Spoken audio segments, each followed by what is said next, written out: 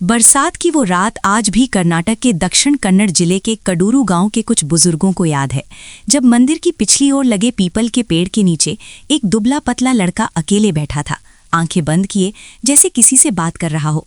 गांव वालों ने सोचा कोई बच्चा खेल रहा है, लेकिन सच्चाई ये थी कि वो लड़का किसी इंसान से नहीं बल्कि अपनी कल्पना में बसे देवता से संवाद कर रहा था। वो देवता उससे सवाल पूछ रहा था और वो लड़का जवाब दे रहा था। उसी रात उस लड़के ने तय कर लिया था कि वो अपनी जिंदगी सिर्फ अपने लिए नहीं जिएगा, बल्कि उन कहानियों के लिए जिएगा जिन्हें लोग डर, आस्था और परंपरा के नाम पर दबा देते हैं। उस लड़के का नाम था ऋषभ शेट्टी, और यही वो अनजानी सच्ची कहानी है जिससे उसकी असली यात्रा शुरू होती है। ऋषभ शेट्टी का जन्म 7 जुलाई 1983 को कर्नाटक के उडुपी जिले के कुंदापुर ताल्लुक में एक साधारण मध्यम वर्गीय परिवार में हुआ। उनका बचपन किसी फिल्मी सेट जैसा नहीं था, ना ही उनके घर में कोई फिल्मी पृष्ठभूमि थी। उनके पिता खेती और छोटे व्यापार से जुड़े थे और माँ एक पारंपरिक गृहिणी थी। घर में पैसा सीमित था, लेकिन संस्कारों की कोई कमी नहीं थी। ऋषभ के बचपन की सबसे बड़ी पूंजी थी गांव की कहानियां, लोक कथाएं, भूत कोला, यक्षगान, मंदिरों में होने वाले अनुष्ठान और बुजुर्गों की कही हुई आधी अधूरी डरावनी कहानियां, जो रात के सन्नाटे में बच्चों के दिमाग में गहरी छाप छोड़ देती थीं। ऋषभ उन बच्चों में से नहीं था जो मैदान में सिर्फ क्रिकेट खेलते थे। वो अक्सर खेल के बीच कहानी गढ़ने लगता था। कभी खुद नायक बन जाता, कभी राक्षस और कभी कहानी सुनाने वाला। स्कूल के दिनों में ऋषभ पढ़ाई में औसत छात्र थे, लेकिन जब भी कोई नाटक, सांस्कृतिक कार्यक्रम या स्टेज परफॉर्मेंस होती, शिक्षक सबसे पहले उसी का नाम लेते, क्योंकि ऋषभ मंच से डरता नहीं था। उसे लोगों की आंखों में देखकर बोलना पसंद था।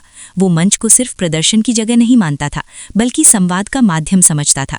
इसी दौरान उसे ये एहसास होने लगा कि अभिनय सिर्फ मनोरंजन नहीं, बल्कि समाज से बात करने का तरीका है। हालांकि उस उम्र में उसने कभी खुलकर ये नहीं कहा कि वो फिल्में बनाएगा, क्योंकि गांव और परिवार के माहौल में ये सपना अव्यावहारिक माना जाता था।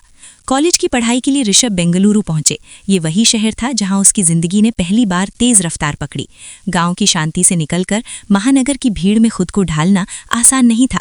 शुरू में भाषा, रहन सहन और सोच का फर्क उसे अंदर से हिला देता था, लेकिन इसी शहर में उसने थिएटर की दुनिया को खोजा। कॉलेज के नाट्य समूह से जुड़कर उसने अभिनय की बारीकियां सीखीं। यहाँ उसे समझ आया कि मंच पर खड़े होकर तालियां पाना आसान है, लेकिन एक किरदार के भीतर उतर जाना बेहद कठिन। थिएटर ने उसे धैर्य सिखाया, अनुशासन सिखाया और ये भी सिखाया कि हर किरदार का अपना सच होता है। थिएटर के साथ साथ ऋषभ ने छोटे छोटे शॉर्ट फिल्म बनाना शुरू किया, दोस्तों से कैमरा उधार लेकर, कभी खुद कैमरा उठाकर, कभी लाइट संभालकर, कभी एडिटिंग सीखकर। इन फिल्मों को शायद ही किसी बड़े मंच पर जगह मिली, लेकिन इन्हीं प्रयोगों ने ऋषभ को फिल्म निर्माण की असली भाषा सिखाई। उसने सीखा कि कहानी सिर्फ संवाद से नहीं, बल्कि खामोशी से भी कही जाती है।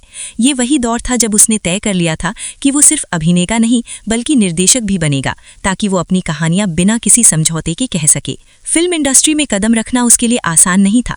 कई बार ऑडिशन दिए, कई बार रिजेक्शन झेला, कभी छोटे रोल मिले, कभी असिस्टेंट डायरेक्टर के तौर पर काम करना पड़ा। ऐसे भी दिन आए जब जेब में किराए के पैसे नहीं होते थे, लेकिन ऋषभ ने कभी अपने गांव लौटकर हार मानने का रास्ता नहीं चुना। वो मानता था कि संघर्ष भी एक शिक्षक होता है, और अगर इंसान धैर्य रखे तो ये शिक्षक उसे मजबूत बना देता है। इसी दौरान उसकी मुलाकात कन्नड़ सिनेमा के नए फिल्मकारों से हुई, जिनके साथ मिलकर उसने इंडस्ट्री को करीब से समझा।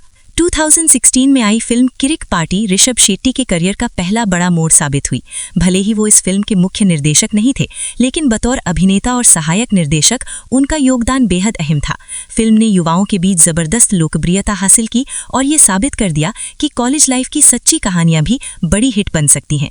इस फिल्म के बाद ऋषभ को इंडस्ट्री में पहचान मिलने लगी। लोग उसे सिर्फ एक कलाकार नहीं, बल्कि एक सोचने वाले फिल्मकार के रूप में देखने लगे। इसके बाद 2019 में आई फिल्म बेल बॉटम ने ऋषभ शेट्टी को निर्देशक और अभिनेता दोनों रूपों में स्थापित कर दिया। ये एक रेट्रो जासूसी फिल्म थी, जिसमें हास्य, रहस्य और नॉस्टैल्जिया का अनोखा मिश्रण था। फिल्म की खास बात ये थी कि ये पूरी तरह लोकल थी।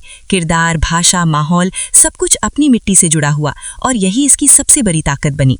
बेल बॉटम की सफलता ने यह साबित कर दिया कि ऋषभ शेट्टी सिर्फ गंभीर विषयों तक सीमित नहीं है, बल्कि वो मनोरंजन को भी नई शैली में पेश कर सकते हैं। लेकिन ऋषभ शेट्टी की जिंदगी की सबसे बड़ी और ऐतिहासिक ऐतिहासिक उपलब्धि 2022 में आई फिल्म कांतारा थी। इस फिल्म की कहानी ऋषभ के भीतर बचपन से पल रही थी। ये सिर्फ एक फिल्म नहीं थी, बल्कि उसकी आत्मा का विस्तार थी। कांतारा में उसने भूत कोला, जंगल, देवता, इंसान और सत्ता के बीच के संघर्ष को दिखाया। फिल्म की तैयारी के दौरान ऋषभ महीनों तक गांवों में रहा, स्थानीय लोगों से बातचीत की, उनके डर, आस्था और संघर्ष को समझा। उसने अपने शरीर को उस किरदार के लिए ढाला, मानसिक रूप से खुद को पूरी तरह समर्पित किया। कांतारा की क्लाइमेक्स में ऋषभ शेट्टी का अभिनय भारतीय सिनेमा के इतिहास में एक अलग पहचान बन गया। वो सिर्फ अभिनय नहीं कर रहा था, बल्कि जैसे किसी प्राचीन परंपरा का जीवंत रूप बन गया हो। फिल्म की सफलता ने न सिर्फ बॉक्स ऑफिस के रिकॉर्ड तोड़े, बल्कि ये साबित कर दिया कि क्षेत्रीय सिनेमा भी वैश्विक प्रभाव पैदा कर सकता है। देश विदेश में लोगों ने इस फिल्म को सराहा और ऋषभ शेट्टी को एक ऐसे कलाकार के रूप में पहचाना जो मनोरंजन के साथ संस्कृति की रक्षा भी करता है। सफलता के शिखर पर पहुंचने के बाद भी ऋषभ शेट्टी का जीवन बेहद सादा रहा। वो आज भी अपने गांव जाता है, अपने परिवार के साथ समय बिताता है और जमीन से जुड़े रहने में विश्वास रखता है। वो मानता है कि अगर कलाकार अपनी जड़ों को भूल जाए तो उसकी कला खोखली हो जाती है।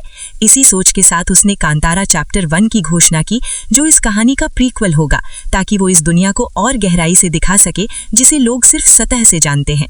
ऋषभ शेट्टी की कहानी हमें ये सिखाती है कि बड़े सपने देखने के लिए बड़े शहर में जन्म लेना जरूरी नहीं, जरूरी है अपने भीतर ईमानदारी और धैर्य रखना। वो लड़का जो कभी मंदिर के बाहर देवता से बातें करता था, आज पूरी दुनिया से अपनी कहानियों के जरिए संवाद कर रहा है। और शायद यही उसकी सबसे बड़ी जीत है, क्योंकि उसने साबित कर दिया कि अगर कहानी सच्ची हो तो भाषा, सीमा और बाजार सब छोटे पड़ जाते हैं।